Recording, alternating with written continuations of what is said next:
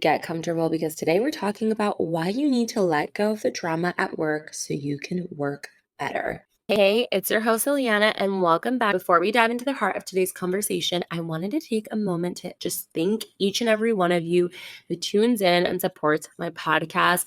Your energy and your support and you showing up week after week to listen really makes your Vibe Tribe community so special. Now, if you've been enjoying the content and the advice and also just the vibes, there is a super simple way that you can support the show. Make sure to like or subscribe and follow on whatever podcast platform you're listening on. If you love your Vibe Tribe podcast, make sure that you send it to your friends, your family members, share it on your social media. It's so easy. You just have to hit that share button on your favorite podcast platform, or you can just take a screenshot and share it to your IG stories or your TikTok stories. Just don't forget to tag us at your Vibe Tribe podcast so we can actually thank you and connect with you. Our Vibe Tribe is slowly growing, but it really is all thanks to your guys' support. So I really want to keep this momentum going. So make sure to share, follow, and let's keep making your Vibe Tribe podcast the #1 women's mindset podcast in the world.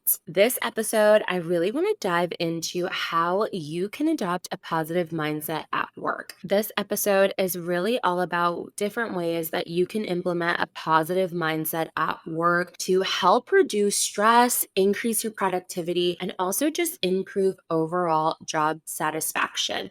And it's going to make the work environment that you're in so much more welcoming and so much more collaborative. It also encourages a lot more communication and really just helps build trust among your peers and among your other team members. I first want to start by saying that I have worked pretty much a 9 to 5 since I was about 14. My first job was in American Eagle working retail. I'm currently now working in marketing, and this has been a industry change for me. So I'm 9 months in, actually, no, I'm sorry, 10 months into this new career for me, and I'm absolutely loving it.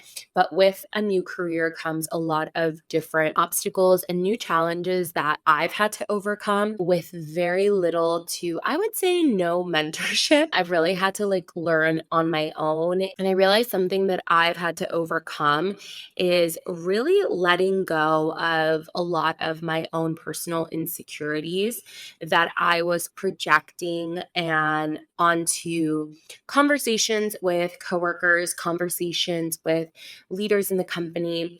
And also, I was reading into things and putting negative spins on things that maybe were there, maybe weren't there.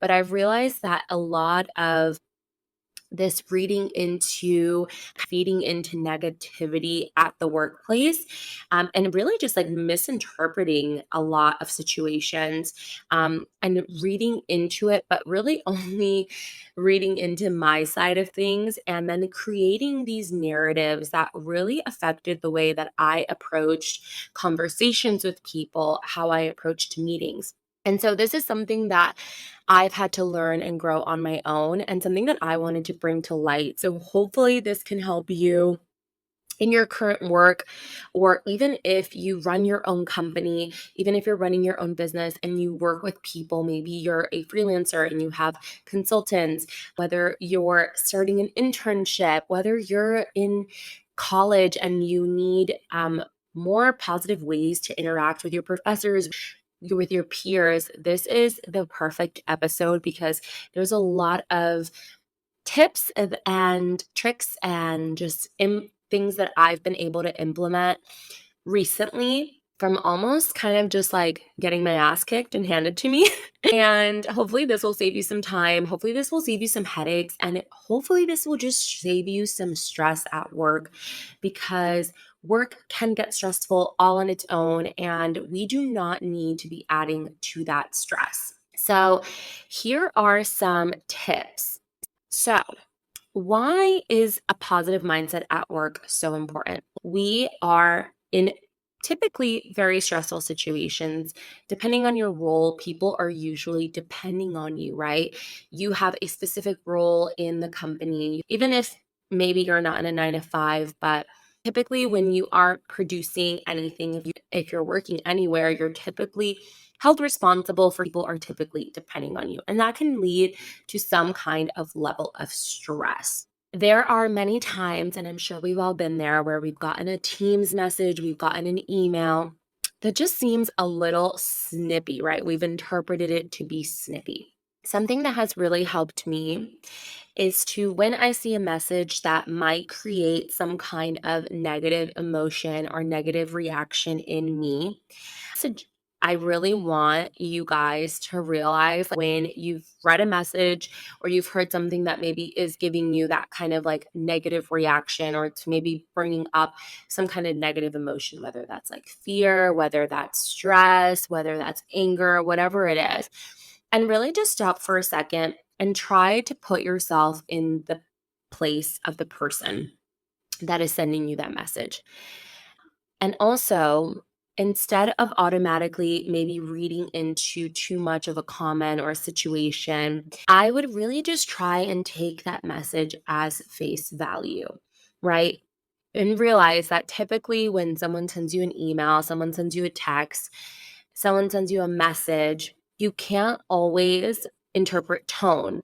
And so a lot of your context that you're getting, if it was a sassy comment, whether it was rude, a lot of that is subject to misinterpretation, because someone might be sending you that message and have no negative intentions or context at all, but you've been somehow, maybe based on your previous engagements with that person, or maybe based on your preconceived notions of that person, you've added a negative spin to what they've said.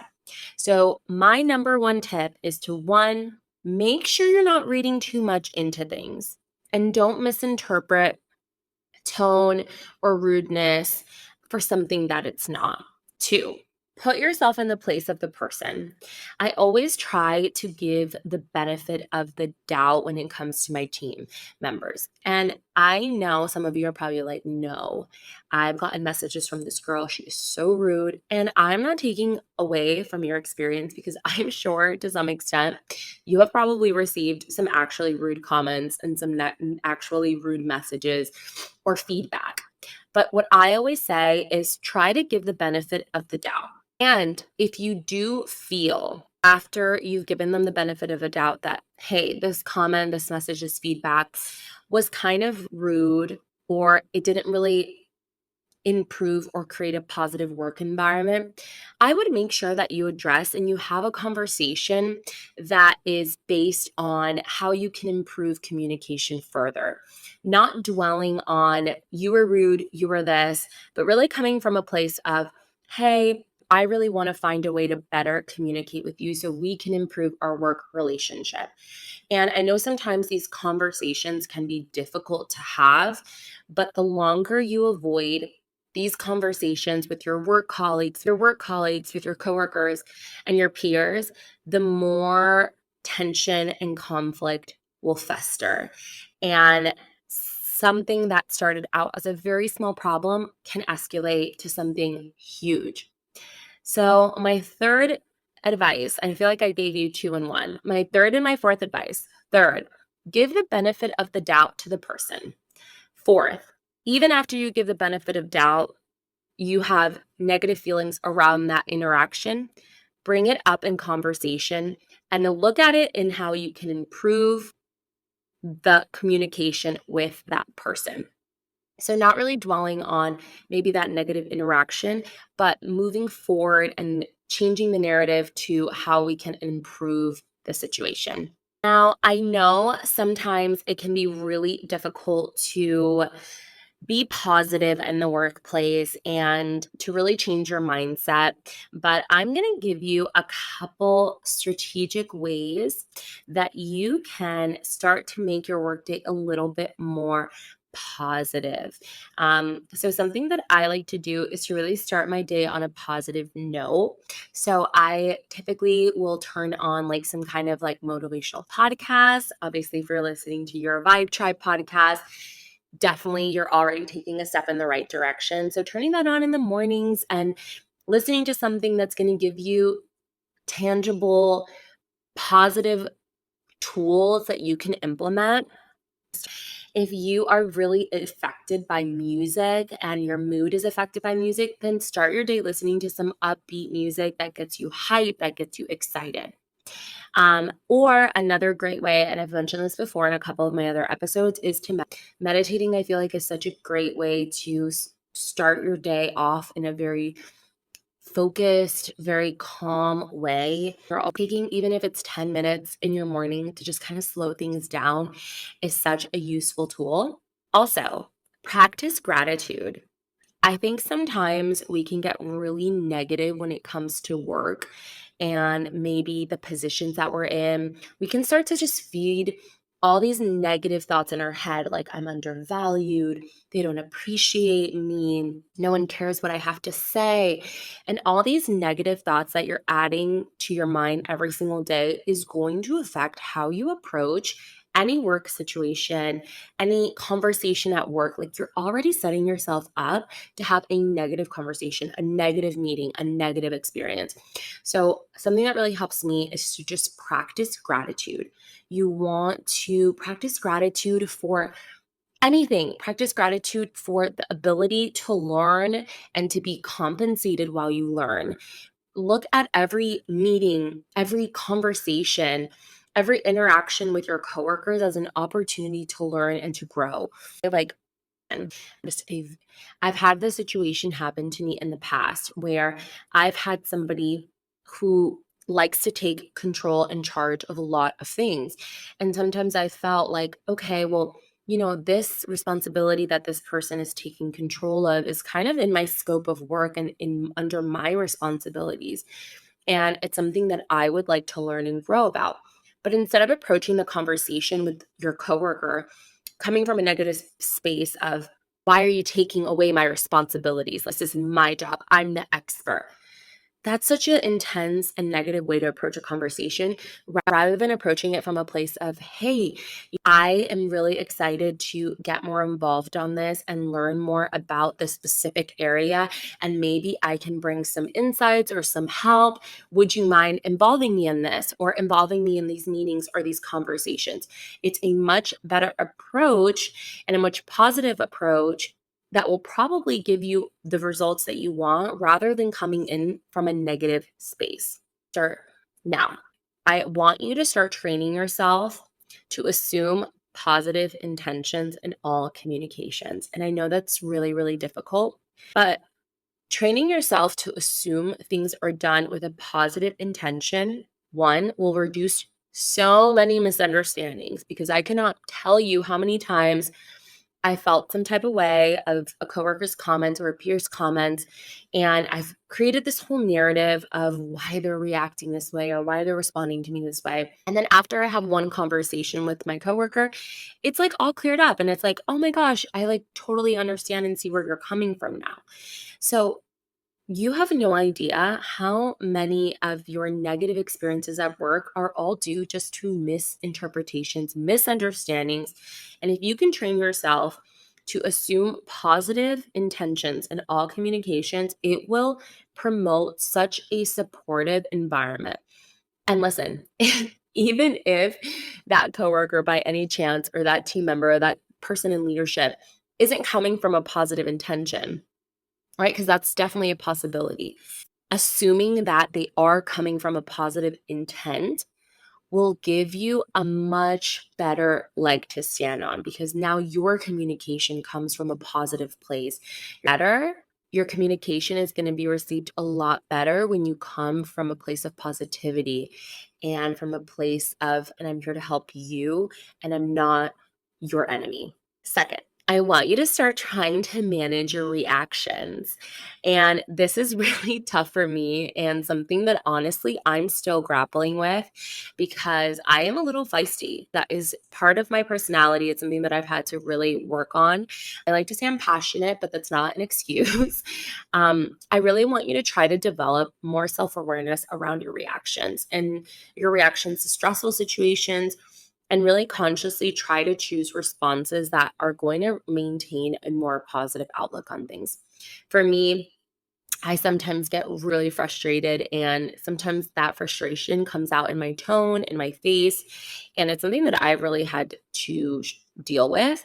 And so something that I've implemented is to try, and when I hear something negative, is to just take a second to just swallow and digest the information and what just happened before I react to it. So really just trying to manage your first reaction and giving your brain a little bit more time to think logically and remind yourself like, hey, this person is not attacking you. They're just maybe giving you advice.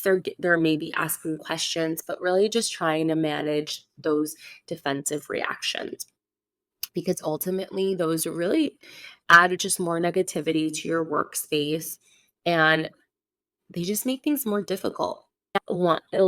Now, I really want you to make it a habit to recognize and celebrate small achievements, now both your own and those of your colleagues, because that really will just help maintain a positive morale overall.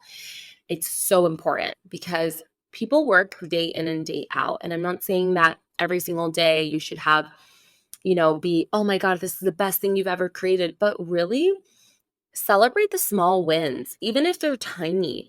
Even if someone delivered a task on time, be like, hey, thank you so much. I really appreciate you making sure that you got this in time to me, as we talked about. I really appreciate it. Like, any small thank you or appreciative message sent. This has happened to me in the past where maybe I have forgotten something and I've had a colleague remind me, and I could come from a place of like, oh, like try and pretend like I had already known to do that, and like, oh, yeah, I already knew, no, thank you. And trust me, I've responded that way before. But it's so much better if a colleague is going out of their way to send you a reminder, to try to help you with something, to think like, oh my gosh, this person's just trying to help me.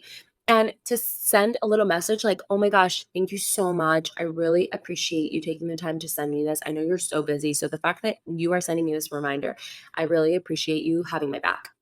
And now you're coming from a place of thank you. You're acknowledging their help, and you're also showing gratitude for them going a little bit extra to help you and to support you, instead of looking at it in a negative way of like, oh, this person is so annoying. Like, I already know. Like, just thank them. And I'm telling you, that will go such a long way.